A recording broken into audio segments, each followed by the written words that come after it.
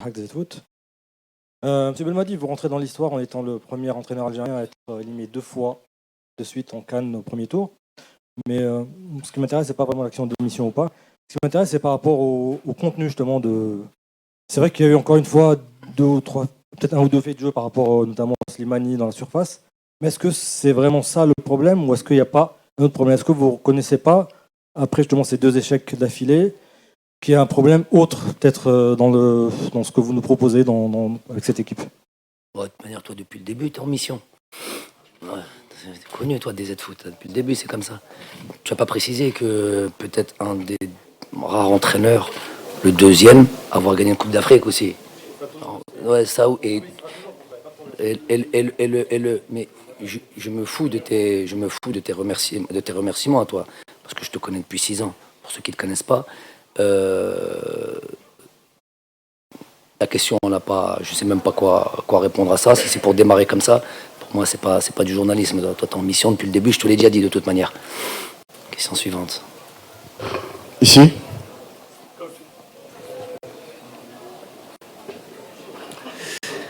Coach, sur les 2 premiers matchs, on a vu l'équipe d'Algérie, notamment sur la première mi-temps, où elle avait contre l'Angola, elle aurait pu tuer le match. Sur la deuxième mi-temps, disons qu'il y a eu une baisse. Sur le deuxième match, sur les 90 minutes, elle a eu du répondant. Elle aurait pu gagner le match contre l'équipe du Burkina Faso. Mais aujourd'hui, qu'est-ce qui a manqué à l'équipe d'Algérie? On n'a pas reconnu l'équipe d'Algérie. Des buts, maman, je sais pas moi si tu me dis qu'est-ce qui a manqué. Il marque un but sur un corner. Avant ça, il n'y a rien du tout pendant toute une mi-temps. Je peux pas accepter l'idée que tu dises qu'est-ce qui. Non, il y a une mi-temps à sens unique. Une situation, même pas une situation, c'est but. Donc voilà, nous c'est le constat amer qu'à chaque fois qu'on concède même un semblant d'occasion, ça finit au fond des filets. On peut revenir sur tous les buts concédés et vous verrez ça. Il y a des choses que je ne peux m'expliquer. Ensuite, on n'arrive pas nous à marquer alors qu'on a des situations, plein de situations. Voilà, donc. Il y a une partie du mystère du football. Si on ne concédait pas d'occasion, si on ne se créait pas d'occasion de manière franche, si on se faisait dominer par les équipes, si justement on concédait beaucoup d'occasions, je dirais ouais, il y a un truc qui ne va pas, il y a un secteur qui ne va pas, il y a beaucoup de choses qui ne vont pas. C'est pas le cas. Voilà, il y a une partie que je ne m'explique pas. Voilà, mais c'est une réalité. On est, comme il a dit notre ami, sorti pour la deuxième fois au premier tour de cette Coupe d'Afrique. J'assume entièrement cette situation.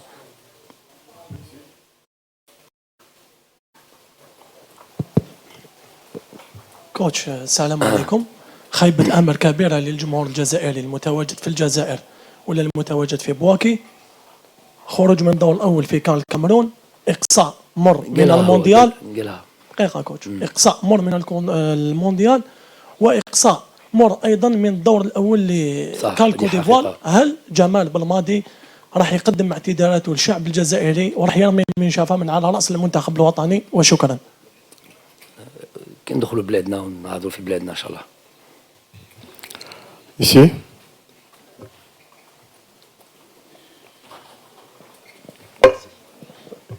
Bonsoir Jamel. Emmanuel Baranguet pour l'agence France Presse. Au-delà du manque de réussite, est-ce que vous considérez qu'il y a quelque chose qui n'a pas fonctionné dans ce que vous vouliez faire, en particulier dans ce match aujourd'hui? Tuer les occasions, tuer dans les occasions qu'on a, les situations qu'on a, mettre les buts, être tueur, le match devient quelque chose de différent. Tant qu'on n'arrive pas à finir les situations que l'on a, tant qu'on n'arrive pas à marquer, ben voilà, on n'est pas à l'abri du. Surtout qu'en face, il y a des joueurs. Je vous ai dit qu'il n'y a plus de petite équipe en Afrique. On le voit tout le temps, on les voit à chaque journée. On peut vous punir sur ça, sur un coup de pied arrêté, sur un penalty. On a concédé 2 penaltys.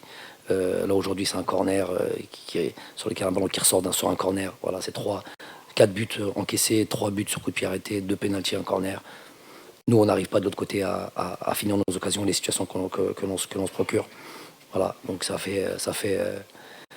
fait qu'on n'est jamais à l'abri dans les matchs-là. On n'a jamais pu faire le break lors de nos rencontres. On n'a jamais été tranquille. Donc voilà. On va de l'autre côté.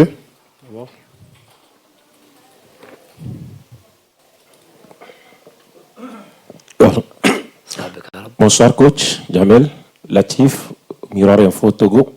Alors, Jamel, héros en 2019, mais derrière... S'il vous plaît, ne répétez pas par contre, si je peux me permettre, les mêmes questions par contre. Si ça tourne autour de...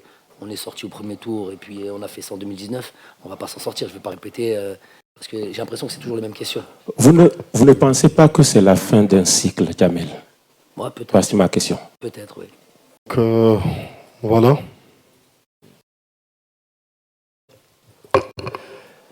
Salah Faisal, 24 News.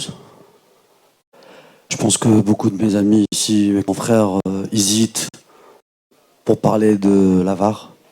Aujourd'hui, notre confrère a parlé s'il y a quelque chose qui n'a pas fonctionné à cette CAN, Jamel. Moi, aujourd'hui, je pense sincèrement que la VAR n'a pas fonctionné. Elle était absente quand il s'agissait de l'Algérie. Est-ce que vous ne pensez pas que la CAF, à un moment donné, elle a quelque chose là-dedans? Merci beaucoup. J'ai pas revu les. Je peux vous dire, il y a une action de Slimani qui était super nette, qu'il y avait un penalty. Non, donc je vais répondre. J'ai pas vu les images, donc je peux pas en parler comme j'en ai parlé sur le match de. Ouais, j'ai bien compris la question. Donc je peux pas en parler maintenant parce que j'ai pas encore vu les images. Je peux parler que d'un truc que j'ai vu. Donc sur le match du Burkina Faso, on a clairement Bagdad qui est ceinturé et ça fait la différence. Ça fait la différence chez l'adversaire puisqu'on a pris sur les 3 buts qu'on a pris entre le premier match et le deuxième match, 3 buts ont été vérifiés à la VAR. Donc ça fait carrément la différence. Nous, il n'y a pas de VAR qui est vérifié sur ce deuxième match.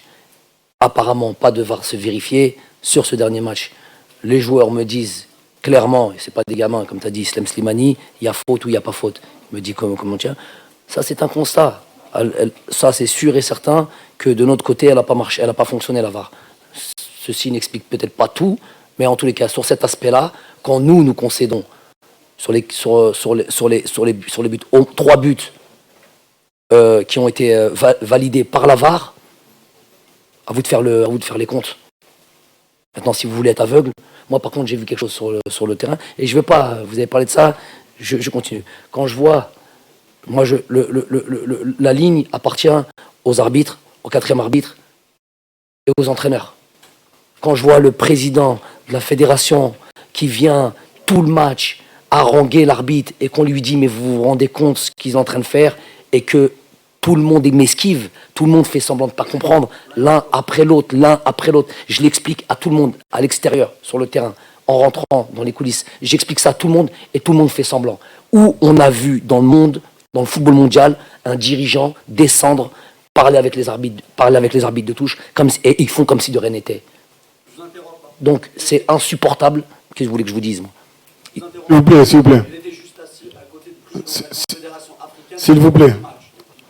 S'il vous plaît. S'il vous plaît. Bon, on passe là-bas. Coach, vous avez opéré beaucoup de changements aujourd'hui. Est-ce que vous n'avez pas de regrets par rapport au choix de joueurs? Bon, il y a certains choix certainement imposés par l'absence de Ben Sebaini, par exemple. Justement, est-ce que son absence n'a pas pesé sur le rendement de la défense algérienne? Merci. Rami Ben Sebaini qui joue à Dortmund et qui a cette importance dans cette équipe-là, c'est sûr que ça fait défaut. Il vaut mieux l'avoir que le contraire. L'absence d'Ismaël, bien sûr aussi, mais bon, moi j'aime pas. On dit entre guillemets les absents ont toujours tort. On a un groupe, il y a des joueurs qui sont là, et ils sont là pour prendre le relais quand ça va pas. Mais même sinon, même s'ils étaient, même mis à part les blessés ou les suspendus comme Rami, on a opéré à d'autres changements, on a mis de la fraîcheur, on a fait ce qu'on a estimé être le mieux pour ce match-là. Ça n'a pas fonctionné comme on voulait. J'assume complètement. Si.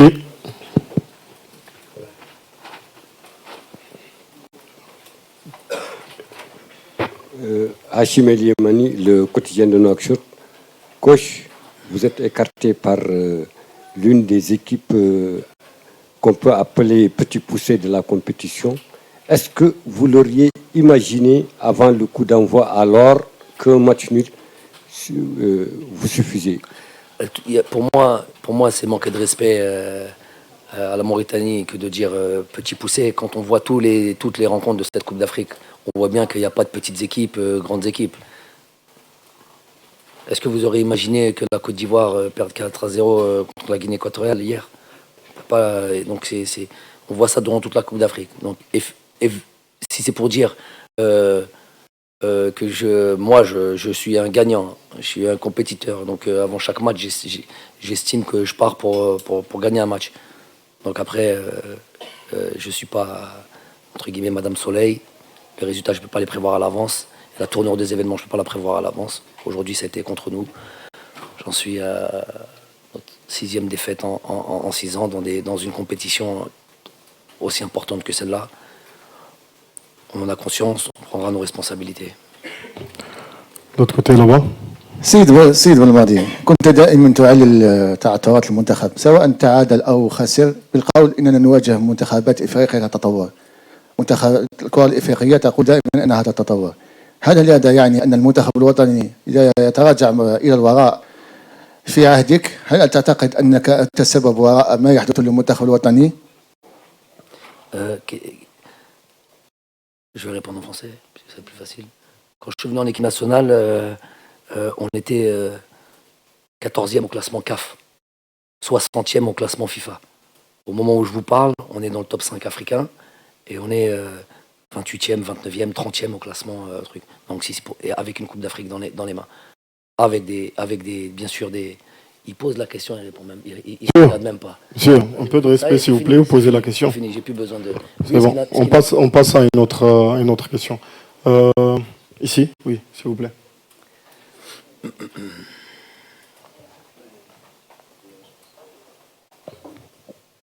Bonjour tout le monde, bonsoir tout le monde, bonsoir coach, c'est Sofiane Mahné du site Africa Top Sport. Donc je veux avoir une réponse coach par rapport à l'équipe d'Algérie. Qu'est-ce qui nous a manqué, franchement, pour passer au deuxième tour, sachant j'estime qu'on a un effectif riche et une génération dorée. Merci. Génération dorée, faire attention aux mots. Toutes les équipes ont des générations dorées, toutes les équipes ont des bons joueurs. Je dis, l'efficacité n'a pas fonctionné. Si on regarde ces lucidités, je ne dis pas si pendant toute la rencontre, en attendant la fin, pour poser des questions. Mais si déjà on analyse les 3 matchs, il faudrait voir la fiche technique aussi de ce match-là, possession de balle, tout ce qui a à voir avec les situations offensives. Quand on voit à la fin il n'y a pas le rendement espéré justement par rapport à toutes ces statistiques. J'ai pas le mettre un but qui tape la barre au lieu de taper la barre, rentrer à l'intérieur, un truc, toutes les situations qu'on a pu avoir, ça fait la différence sur un match. On aurait voulu donner à l'occasion de poser plus de questions, mais cette conférence touche à sa fin. Merci beaucoup coach. Merci à tous.